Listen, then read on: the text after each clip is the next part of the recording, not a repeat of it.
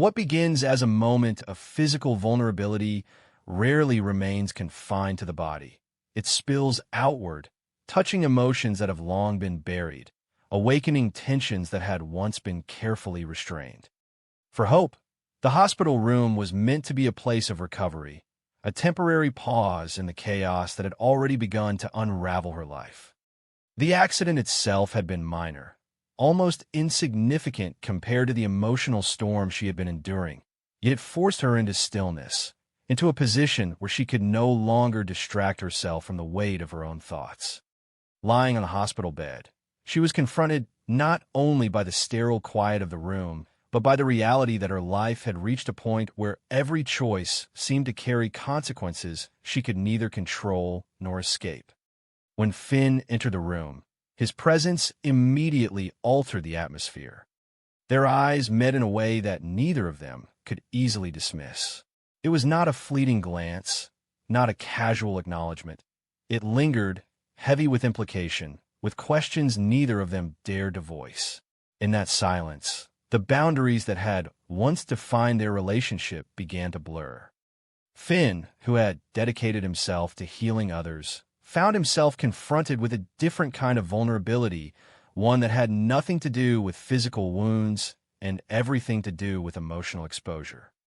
The tension in the room did not build suddenly. It grew gradually, almost imperceptibly, shaped by small gestures, by the way Finn's voice softened when he spoke, by the way Hope responded with a vulnerability she had not allowed herself to show elsewhere. The air between them seemed to thicken, charged with something that neither logic nor reason could fully suppress. It was in this fragile space, where emotions outweighed judgment, that the moment unfolded.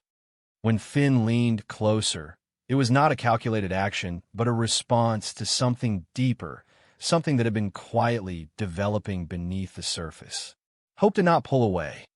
Instead, she remained still, caught between hesitation and acceptance, between the awareness of what should not happen and the undeniable pull of what was already in motion.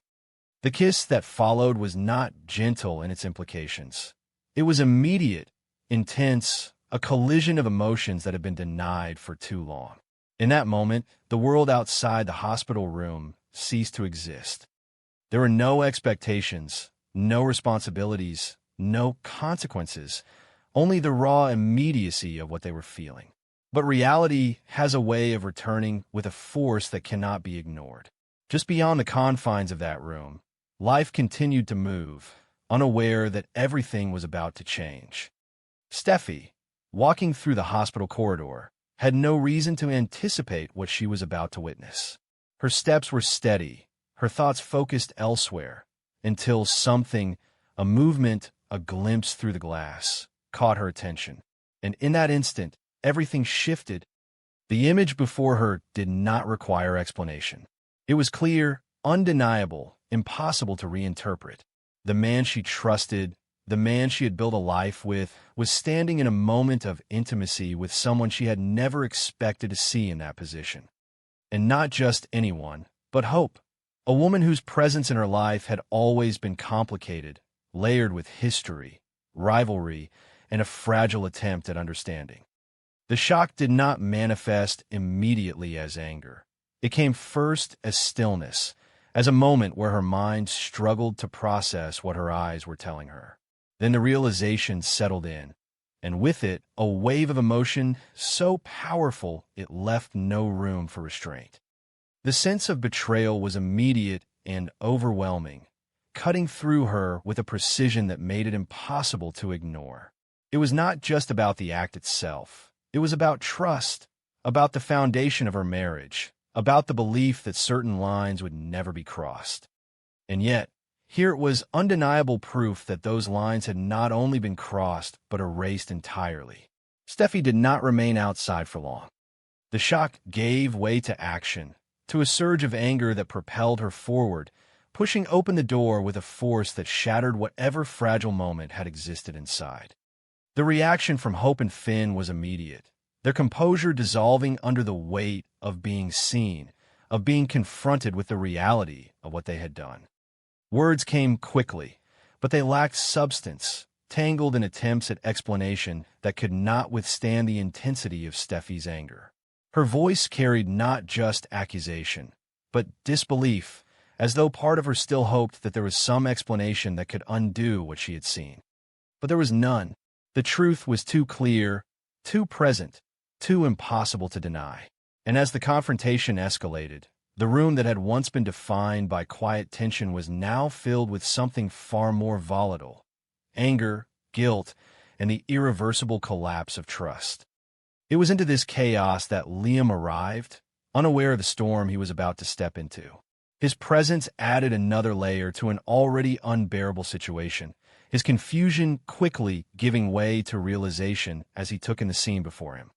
The expressions, the tension, the fragments of conversation. It did not take long for him to understand that something had happened, something that would change everything. For Liam, who had already endured the pain of betrayal once, this moment felt like a continuation of a pattern he could not escape. The sense of déjà vu was not comforting. It was devastating. It reinforced a fear he had tried to suppress. The idea that no matter how much he trusted, no matter how much he believed in the strength of his relationships, it could all be undone in an instant. As the truth settled in, his reaction was not immediate rage, but something quieter, more profound.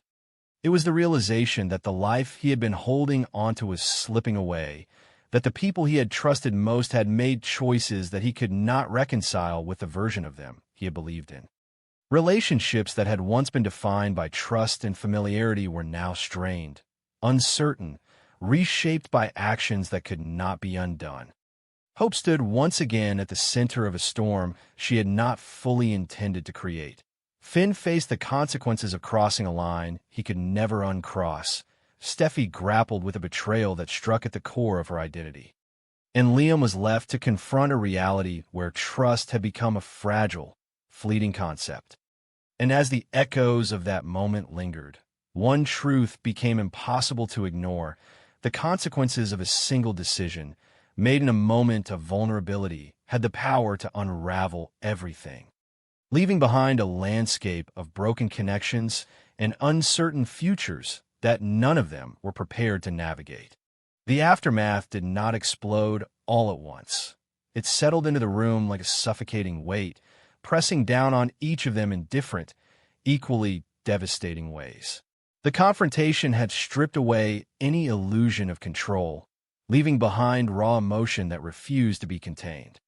Hope stood frozen at the center of it, her breath shallow, her thoughts spiraling as she realized that this moment, this single, reckless lapse, had now entangled her in yet another web of consequences she could not escape. Across from her, Steffi's anger did not fade. It sharpened, evolving from shock into something far more dangerous, a clarity fueled by betrayal, by the certainty that what she had just witnessed could never be undone or reinterpreted into something less destructive. Finn, who had once embodied calm and reason, now found himself unraveling in a way he had never experienced before. His instinct to explain, to rationalize, to reclaim control over the situation clashed violently with the reality that there was no explanation sufficient to repair what had just been broken. Every word he attempted to form sounded hollow even to himself, as though language itself had failed him in the face of what he had done. The line he had crossed was not just professional, not just emotional. It was deeply personal, cutting into the core of his marriage and the identity he had built as someone who protected rather than destroyed. Steffi's voice, when it came, was no longer searching for answers. It demanded accountability, not out of confusion, but out of a fierce need to assert that what she had seen was real, that the betrayal she felt was justified, undeniable. She looked at Hope not just as a rival or a complicated presence in her life, but as someone who had crossed into territory that could never again be neutral. Liam's presence intensified everything. His confusion quickly gave way to comprehension, and the moment that realization settled in, it did not erupt into immediate fury. Instead, it hollowed him out, leaving behind a quiet devastation that carried more weight than any outburst could. He had already been standing on unstable ground, his trust fractured by the previous revelations surrounding Hope and Thomas. And now this new betrayal, felt like the final confirmation of something he had been unwilling to fully admit. That the life he had believed in, the stability he had fought to preserve, had been slipping away long before he had been ready to see it.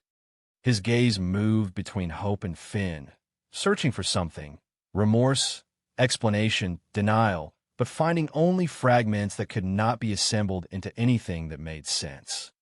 For Liam, the betrayal was not isolated to a single act. It was cumulative, layered, each new revelation reinforcing the last, creating a pattern he could no longer ignore. Hope's silence, her inability to meet his eyes, spoke louder than any defense she might have offered. And in that silence, something inside him shifted irreversibly. The confrontation did not end in resolution. It fractured into pieces, each character retreating into their own emotional battlefield. Steffi left first, not because her anger had subsided, but because it had reached a point where remaining in the room felt unbearable. Her departure was not quiet. It carried with it a finality that echoed long after the door closed behind her. She was not walking away to process. She was walking away because something fundamental had been broken, something she was not sure could ever be repaired. Liam followed soon after, but his exit carried a different weight. There was no explosion, no dramatic declaration, only a quiet withdrawal that felt far more devastating. It was the kind of silence that signaled not just anger, but exhaustion, the realization that he no longer had the strength to keep fighting for something that continued to collapse around him. For Hope, watching him leave was not just painful, it was terrifying, because for the first time, she understood that she might not be able to bring him back. Left alone in the room, Hope and Finn faced the full reality of what they had done. The tension that had once felt charged with possibility was now suffocating, stripped of its illusion, replaced by guilt and the undeniable weight of consequence.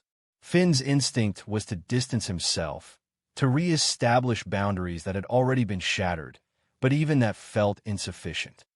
The damage was done. No amount of restraint now could undo what had already happened. Hope, however, could not retreat so easily.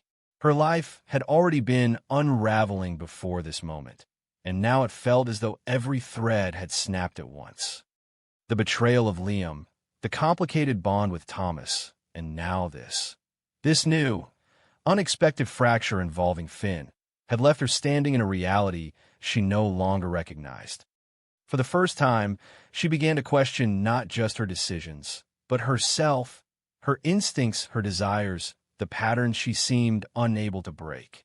As the days passed, the consequences began to spread outward, touching every corner of their interconnected lives. Steffi's anger did not cool. It transformed into something more controlled, more deliberate. She began to reevaluate everything. Her marriage, her trust in Finn, her tolerance for the chaos that seemed to follow Hope wherever she went. This was not just a betrayal. It was a breaking point. He understood, perhaps too late, the magnitude of what he had risked, and now he was forced to confront the possibility that he might lose everything he had built. His attempts to reach Steffi were met with resistance, not because she did not hear him, but because she no longer trusted what he had to say. Words, once a bridge between them, had become meaningless. Liam, meanwhile, withdrew into himself in a way that those around him had rarely seen. His pain was not loud, but it was consuming. He found himself revisiting every moment, every decision, searching for the point where everything had gone wrong. And the more he searched, the clearer it became that this was not the result of a single mistake, but of a series of fractures that had been forming for far too long. The realization did not bring clarity. It brought a quiet resignation that something had ended, even if no one had yet said aloud. And Hope, at the center of it all, was left to confront a truth that had been building long before the hospital room, long before the kiss, long before the pregnancy. And as each of them moved forward, separately, uncertainly, one truth remained clear. The moment that had begun in a quiet hospital room had not just changed their relationships. It had redefined who they were and who they would have to become in